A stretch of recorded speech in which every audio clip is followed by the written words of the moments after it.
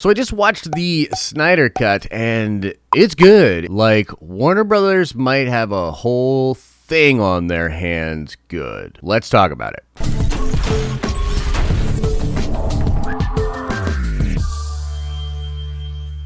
What's up, everybody? It's Josh. Welcome back to the channel. Smash that like button, and a reminder, a large part of what we're doing with the Den of Nerds is happening over on our live streaming channel, including a crazy watch party that we did for the Snyder Cuts. Me and some of the Nerd Vengers hanging out for 4+ hours as we watched the Snyder Cut together. Now, before I get into like the full thoughts that I have about the Snyder Cut, a couple of disclaimers. Number one, I'm a huge Snyder simp. I love Zack Snyder. I like almost all of his movies, even Sucker Punch. So, you know, take what I'm about to say with a grain of salt. I was probably going to like the Snyder Cut no matter what, but it did exceed my expectations, and I want to talk about explicitly where and how. I also want to do the obligatory spoiler warning. I'm going to be talking at great length about all sorts of things when it comes to the Snyder Cut. So if you haven't seen it in its entirety and you care about potential spoilers, because there are some crazy ones, get out of here. Get out of here. And thirdly, my brain is kind of mashed potatoes. We watched this thing straight through, but I am going to go back and at least watch the last 2 hours again later today just to fully digest them. I felt like my brain was getting tired and foggy at that point. It's really cool. It didn't make me like the back half of the film less, but I do want to get in there and give it like a proper shake when I'm fully aware. Okay, so now let's get into it. This movie almost immediately puts to shame, and I mean like in the truest sense, shame, the Justice League version that Warner Bros. Released under the leadership of Kevin Tsujihara when, you know, of course, Joss Whedon came in, took over Justice League. And I think, too, without going too crazy down that rabbit hole, it's pretty obvious why certain people at Warner Bros. Have really wanted the Snyder Cut to not be released and have wanted it to not be successful, even though it is being released. But more on that later. The first part of the movie, which is really the assembling of the Justice League, is done so masterfully, and it is built upon the character relationships and the emotions of the characters, and it's given an incredible amount of time to breathe. All of the characters get their fair shake, which was mind-blowing to me. I didn't actually think that they would all get a really compelling backstory that did flesh out their character development in just like way better ways, but they literally all got that. Particularly interesting to me is the story of Batman going to meet Arthur Curry for the first time. Now, the reason I am so caught on this is because this was something that was in my opinion, one of the best comic book movie trailers of all time, which showed Bruce Wayne on this horse going to meet Arthur Curry in this fishing village. And in the Justice League version, they just cut all of the juice out of this scene and just make it some random village that he goes to. The scene doesn't really make a lot of sense. It's just a touchstone moment and it moves right along. And instead, in this version, the journey to this village is worthy of a character like Batman. When he comes over the mountain, the people in the village think it's impossible. They're all outside staring at him, and I got a vibe right away that they were staring at him in the same way that they stare at Arthur when he comes in on the king tide. And the other thing that's crazy about this scene is it's legitimately cooler for Arthur as well. It shows him to be a more intelligent character, using the cover-up of this sort of faux village leader guy and disguising himself as merely a translator. It shows that the village itself is way more isolated than it was in the Justice League version, with glaciers and ships being down, and of course that impassable thing of mountains that Batman made its way over. It's just plainly way better for the characters. And throughout the entire film, but particularly in the first half of the film where you are assembling the Justice League, you just feel the care for these characters in ways that were just plainly absent from the original film. I felt like it was paced really, really well, but also it's taking the time it needs to go with these characters naturally. I think that's really the thing. Cinema is a weird kind of art where you can watch a movie that is technically really long and have it feel not so long, and you can conversely watch a very short film that's poorly edited and paced that feels like an eternity. And as a DC Comics fan, I mean, I just felt like there was perhaps even extra love in this movie. It's hard to say, right? A lot of this is clearly footage that he shot. I think there's only a few things that are new, which means that he did actually create, write, and shoot a film that had a bunch of love and care for these characters.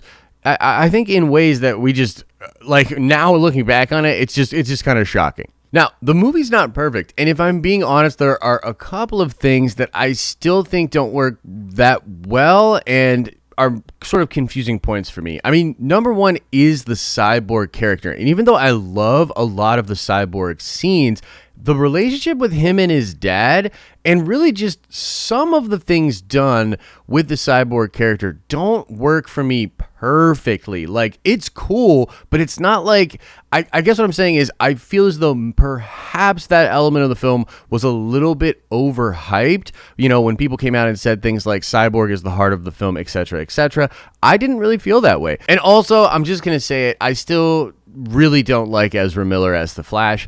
I felt like he detracted from the movie in a lot of different places. Now, I will say that the effects of the Flash, and particularly the scene where he saves Iris, is amazing. Like, really, really cool.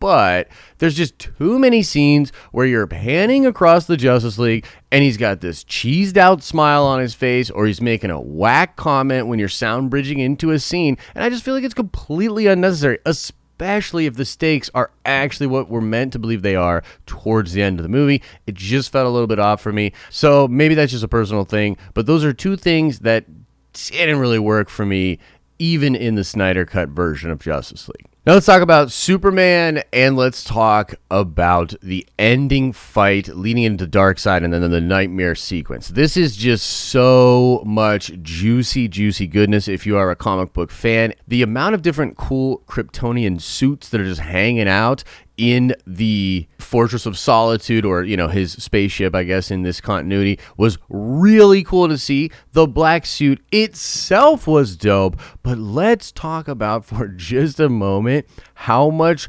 cooler the action sequence was when Clark comes back. I mean, bro, that was some savage Henry Cavill Superman using his powers in all sorts of cool ways. The thing he did with the Flash was incredible. He was this close to killing Bruce Wayne. I felt like it was absolutely fantastic. And on top of that, him, Lois, that whole thing, awesome. Their relationship's really, really cool. I've always loved the chemistry there, and I think it really, really works. But beyond that, if you start to see the seeds that were planted for, like, Zack's sort of long-term plan, Lois and the connection that Clark has to her is obviously an incredible thing because it brings him back to consciousness. But it's also the thing that in the nightmare time causes him to snap, right? When she dies. So it's like his real kryptonite is Lois, but also she has the ability to give him great strength. And so we see this moment here where she sort of saves him and brings him back to life. You know what I mean? But his attachment to her eventually will lead down a dark path. And then when he comes back and starts doing Superman, like, that was awesome. I would love to see more of that. I mean, Steppenwolf got put to shame pretty badly. And now let's talk about Steppenwolf. Let's talk about Steppenwolf. He's so much cooler in this version of the movie. It's, like, ridiculous. Like, he's bigger. The armor's cooler. The effect on the armor is awesome. But not only that, he has so much more to do. It reminded me of, like, StarCraft. Like, he comes to Earth, grabs this thing, sets up a base, and then starts like expanding elements of the base with the parademons. And like the more mother boxes he got, he was able to upgrade the base and stuff. It was actually kind of crazy. He whooped up on the Amazons real good, which I thought was really cool. A very nicely shot sequence. His fight in Atlantis was way cooler. He was a vicious monster down there. I really liked that a lot. And legitimately, as cool as it is that he just looks cooler and does a lot more action-y stuff, he also has more character development as well. His whole relationship with Darkseid, the fact that he uncovers the anti-life equation on Earth, and this whole sort of mystery and lore that Uxas, or young Darkseid, was once beaten, and he was beaten on the planet where the anti-life equation is, and he seeks the anti-life equation. There's this whole idea that he's trying to get back into the good graces of Darkseid, and then when he eventually discovers the anti-life equation, Darkseid himself has a message for him and sort of speaks to him, and then Darkseid sets his sights on Earth. Now, what's kind of cool about this is sort of looking back on the Justice League original movie, I was always reflecting back and being like, why'd they even pick Steppenwolf? Like, why not go with Darkseid? And when you see it play out in Zack's version, it makes total sense because they're setting up for like a 5-film epic arc where like Darkseid wars are going to happen and he's going to be like an incredible big bad villain, something like what they did with Thanos over the course of the first 10 years of the Marvel Cinematic Universe, which is dope. But you see those seeds clearly planted in the Snyder Cut, and they're effectively planted, in my opinion. Darkseid was chilling. The way that Steppenwolf responds to him was chilling. It just worked for me. As a fan of that character from the comics, I felt like it was a great representation, and it's just a small taste, you know what I mean? So I felt like it was effectively done.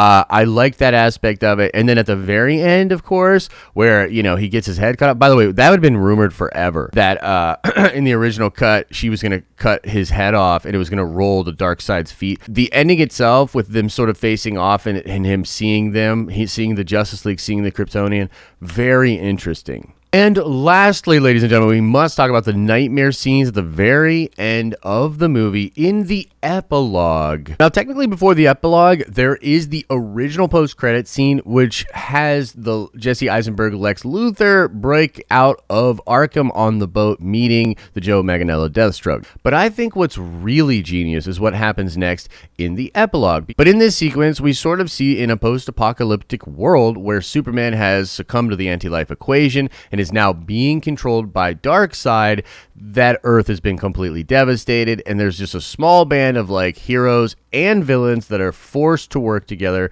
to try to beat Superman and to try to beat Darkseid. And there's a sequence in which the Jared Leto Joker forms a truce with Batman to help Batman and that group out to go do just that and undo this crazy timeline. And the scene and dialogue between Ben Affleck Batman and the Jared Leto Joker was literally, in my opinion, so compelling, so chilling, so incredible. It merits, just with that one scene, HBO giving Zack at least another $50 million to do something with at least those characters. I mean, think about it. That is an interesting situation. You have these characters isolated in a timeline, and you can really sort of take a lot of other players off the board. We saw Diana on a pyre in the Nightmare timeline. It's rumored that she was dead in the Nightmare timeline, you know, which is more or less sort of confirmed by this film, and a lot of the leaks and things that we've heard is that she was always going to die in the Nightmare timeline. And you know, the Joker teases something pretty interesting there where he says, I wonder how many multiple timelines have to suffer and have been destroyed because you refuse to die. It's talking to the Bruce Wayne Batman. And what's chilling about that is, again, this is sort of rumored, but it was sort of reported that Batman was going to die and sacrifice himself in Zack's story, and that was going to be unique to our timeline, that our Bruce Wayne would make the ultimate sacrifice doing just that. So it's very interesting foreshadowing that Zack may have put into that scene. Batman literally says, I'm going to kill you. But it just works. It just works with the extension of the characters that we have just spent the past 4 hours with, and what a future a bad future rolling out of those events might look like. I guess what I'm really saying is, Warner Bros., you better do the nightmare sequence, whatever, because it's dope. I don't even think it would cost you that much money, and the fans would go nuts for it. At least I would. And if you would as well, let us know in the comment section below. And while you're down there, just let us know in general, if you have seen the Snyder Cut, what did you think of it? Do you totally disagree with me? Do you think it was the same movie that the Justice League was 2 years ago, or whatever? And I'm memeing a little bit. Seriously, that's a shitty opinion if you have it. Let us know what opinion you do have in the comment section below. As I always say, I hope you're having an awesome and a nerdy day, and I'll see you in the next video.